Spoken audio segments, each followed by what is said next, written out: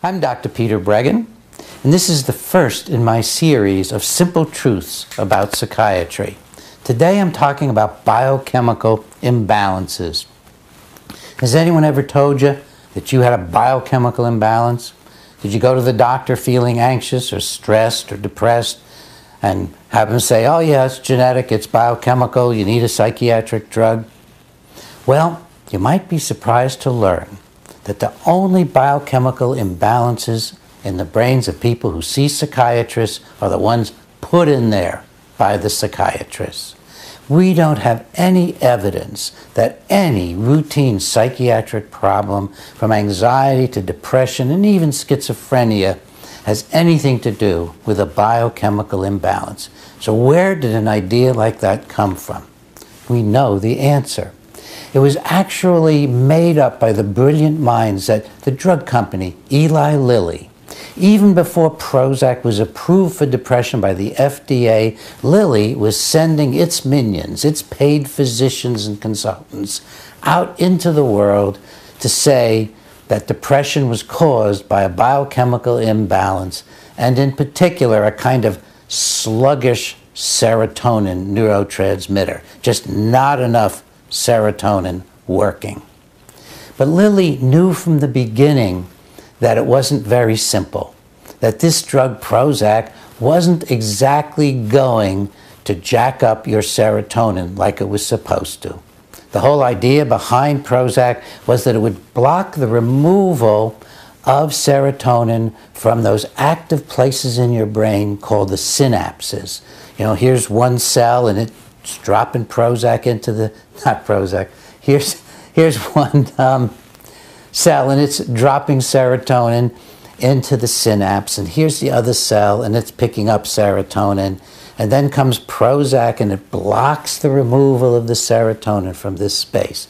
And that's supposed to mean you're going to puddle serotonin, you're going to increase serotonin in the synapse.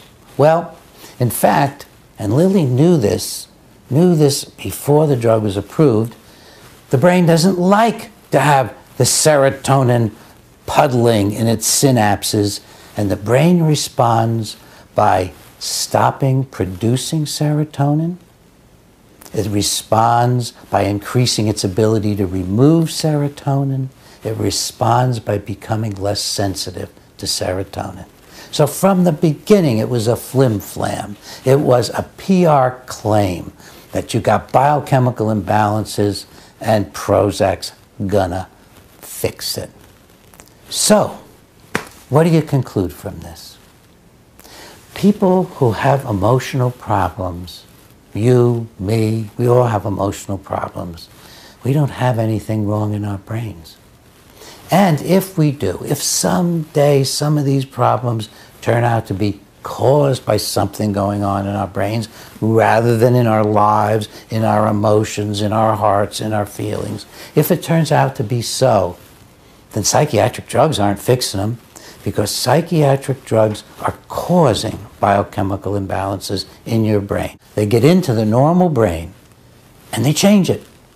Whether it's nicotine that you're smoking, whether it's alcohol you're drinking, the drug is changing your brain. And that's why when you stop, you get a withdrawal reaction, because the drug has changed your brain. No doubt about it. I'll tell you a simple story. I used to drink too much coffee. I had my office in my home years and years ago, and the coffee pot was there, and you know, had my office built onto the outside of the house, and I would just drink coffee all day long. One day, I got depressed. I got fatigued. I got achy. I thought, what is going on here? I feel like I need to drink some more coffee, so I drank more coffee. Didn't do any good. I drank some more coffee. Didn't do any good. For 2 days, I had a gradually improving sense of fatigue and just feeling lifeless and not really happy about what I was doing.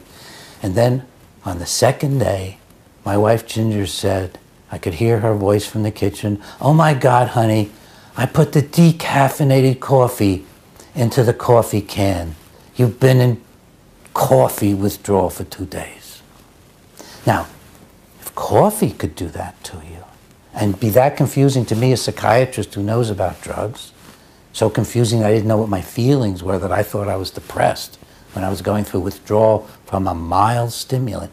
Imagine withdrawing from other psychiatric drugs, and that'll be a separate story for you. But right now I want you to know that the biochemical imbalances in your brain right now, if you're taking psychiatric drugs, are caused by the psychiatric drugs. Consider how a drug is selected to be studied as a psychiatric drug. Well, it can't be studied by showing it corrects biochemical imbalances, because we don't know about any biochemical imbalances. The way a drug is studied to find one to test for psychiatry is you find a drug that causes a biochemical imbalance in the brain of a rat. It causes a biochemical imbalance in the normal brain of the animal. And that's just what Prozac did, it's what Paxil or Zoloft does, it's what Abilify or Risperdal does, it's what all the psychiatric drugs do. They muck about in the brain in this marvelous, complex, incredible organ, more complicated than the whole rest of the universe. It's a toxin in there that's changing things in ways in which we can't anticipate. Then it becomes up to the drug companies to promote that it's not causing a biochemical imbalance, it's curing one. So listen, get focused on what's real. And what's real is our struggles to live, our struggles to be happy, our struggles to overcome childhood problems and adult stresses.